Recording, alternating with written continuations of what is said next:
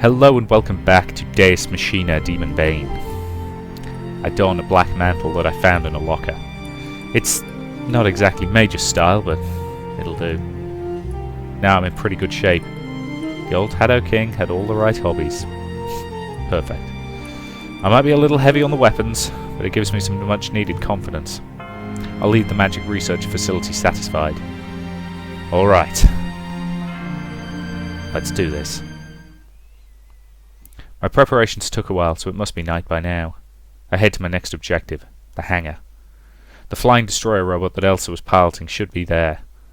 If I use that robot, I can burst into their base. I don't know how to pilot it, but I'll make do. I can ask Elsa to teach me the basics. If I tell the princess and the others, they'll say that it's too dangerous. They'll try and stop me. However, I'm going to do what I can. I have something before Cthulhu finally awakens. Even in the worst case scenario, if I can manage to take just one Anticross with me, that'll make things a lot easier for the princess. Alone, I walk down the passage to the hangar.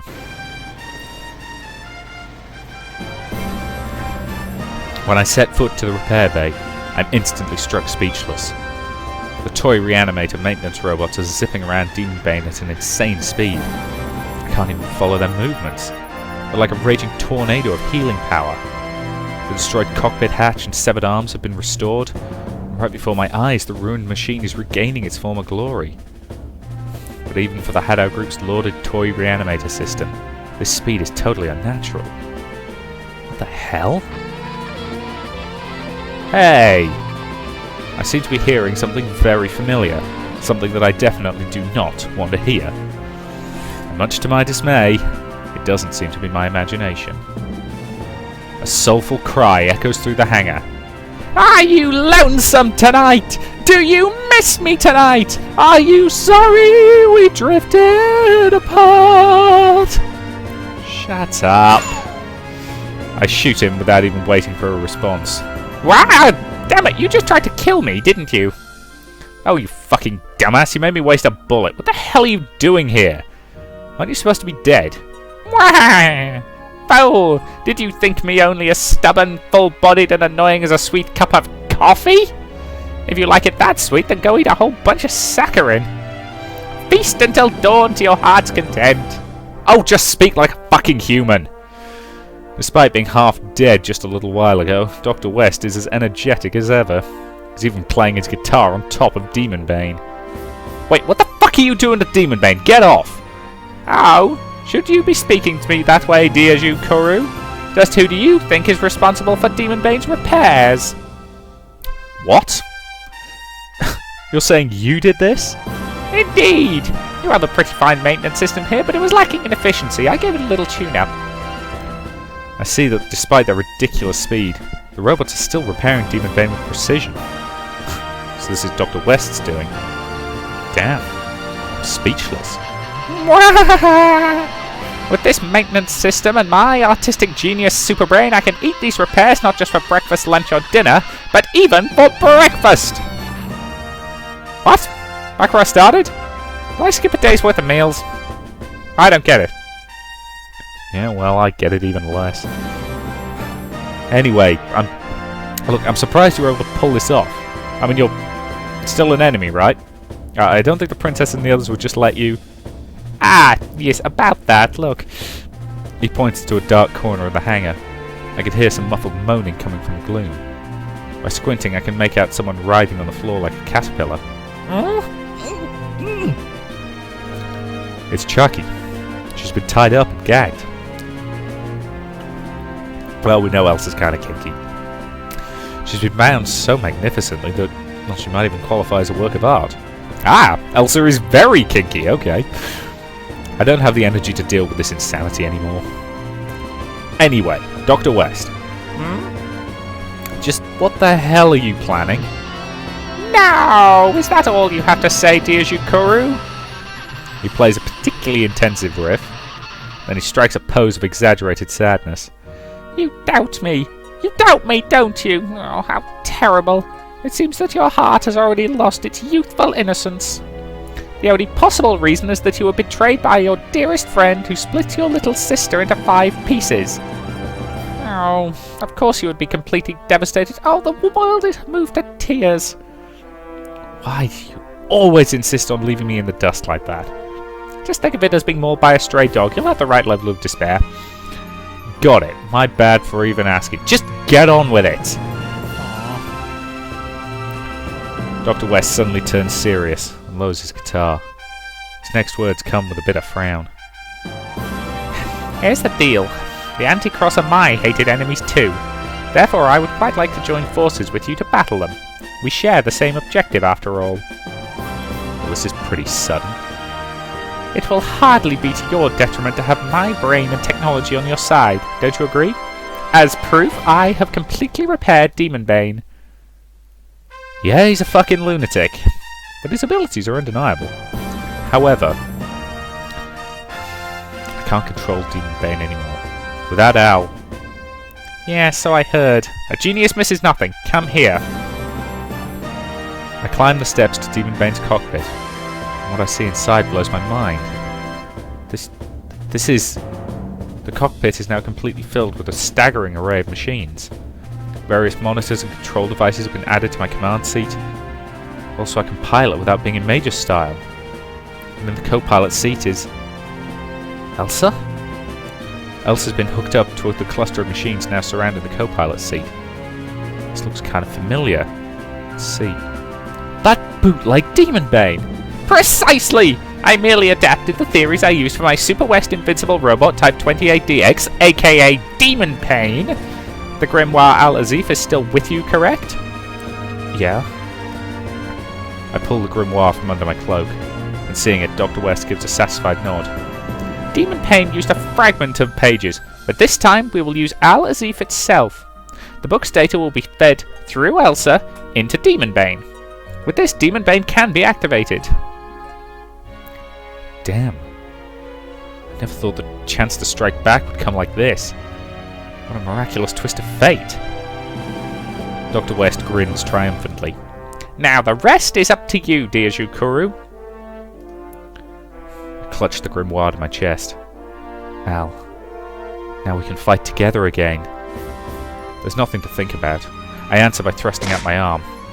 And with a firm nod, Dr. West crosses his arm with mine. Epic bromance! Sorry, I'm in a weird mood at the moment. Our counterattack starts here. As dawn approaches, Black Lodge sends its second wave against the Haddo Group's underground base. The attack consists of an aerial bombardment performed by 100 destroyer robots with bunker busters. The bombs blast gaping holes out of the face of Arkham, blanketing the city with roaring flame and choking dust. And the evil god fills the sky. One with its vast shadow, the black robots circle through the air like an army of hunting raptors. From the 100 robots drop 100 bombs. The explosive fall on the ruined city like a black rain of steel. They burrow into the earth before detonating in eruptions of dirt and flame. And the blasts shake the base like a thunderous chorus of mocking laughter. Second wave incoming. The armor won't hold. Raise the output of the barrier generators. We'll use them to protect the base for now. However, if the enemy uses enchanted explosives, an estimated 8% of the shelters will take damage. If they keep using them...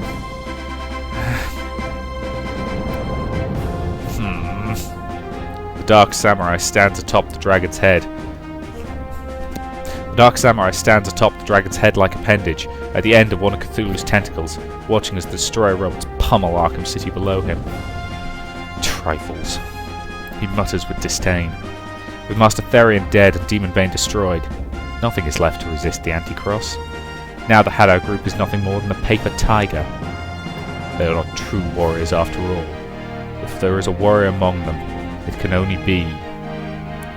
He thinks back to the attack on the Haddo Manor. The mission failed due to the interference of Deus Machina and one other. I believe that steward named himself Winfield. Despite being a mere human with no sorcery, that boxer was able to fight an Anticross on equal footing. When Titus remembers the speed and power of those fists, his body trembles with fear and with a dark joy. At some point, a twisted smile has settled onto his face. I hope that we will meet again, Warrior Winfield. Surely you are not one to succumb to these paltry attacks. The robots continue their incessant bombing, blasting away even the ruins of the city. The 6th bombing wave has finished. The robots finally pause their attack. Bombardment has not ended. They're merely switching ordnance. New bombs appear from the metal wombs. These are carved with many strange and ominous symbols, marking them as enchanted weapons.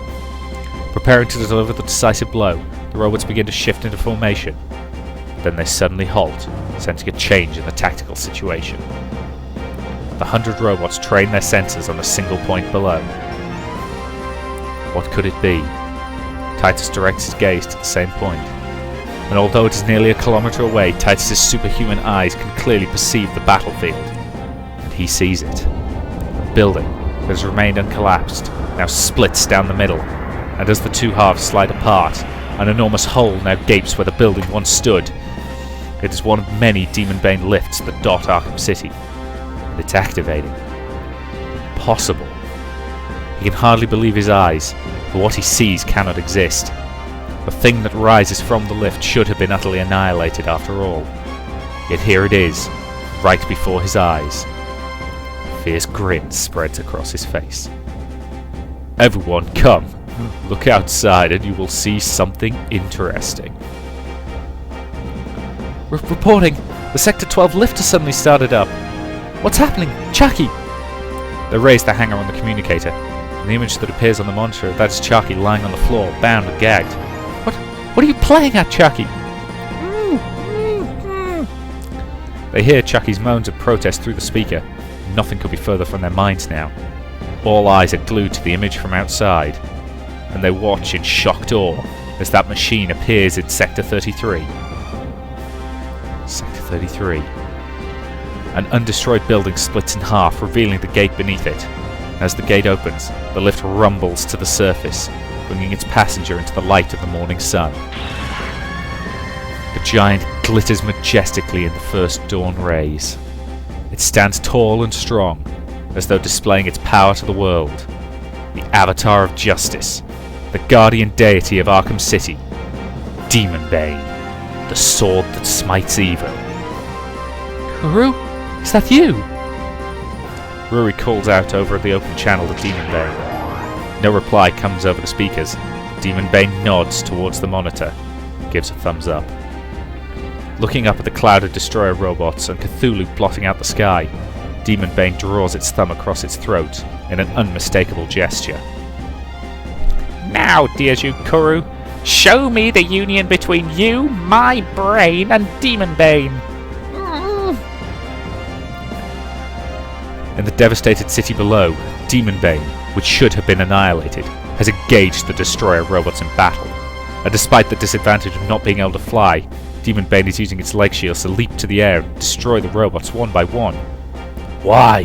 Why is Demonbane there? It was able to escape? Instantaneous teleportation? I suppose that the Necronomicon might be capable of such... This time we must be sure to completely destroy. Wait! Now that he's managed to survive, I want to thank him properly for my eye and arm. Caligula interrupts the impatient Augustus and thrusts out his prosthetic arm, his eye glowing with the joy of impending battle. Yeah, you sure not? You're just gonna get your ass kicked again? Silence! Vespanius cuts in before another fight breaks out, pointing to the image of Demonbane floating in the air. However, its power does not seem as great as before. In the first place, the Necronomicon's presence is extremely weak. I feel no pressure. What could this mean? Caligula, be aware that this may be some sort of trick. Meow. Are they just desperately trying to act tough? Oh, how cute. I'll just torture them until I'm satisfied. Caligula smiles cruelly. Augustus considers this. Caligula is clearly eager for a shot at Demonbane. Objecting would only cause needless friction. And Augustus is not frightened by Demonbane. The Necronomicon is a terrifying grimoire, but with the god's power nearly in his hands, it is practically beneath his notice. The conclusion is clear. Very well. Go have your fun, Caligula. Well, that to me seems like an excellent point to end this part. So, thank you very much for watching, and I will see you in the next.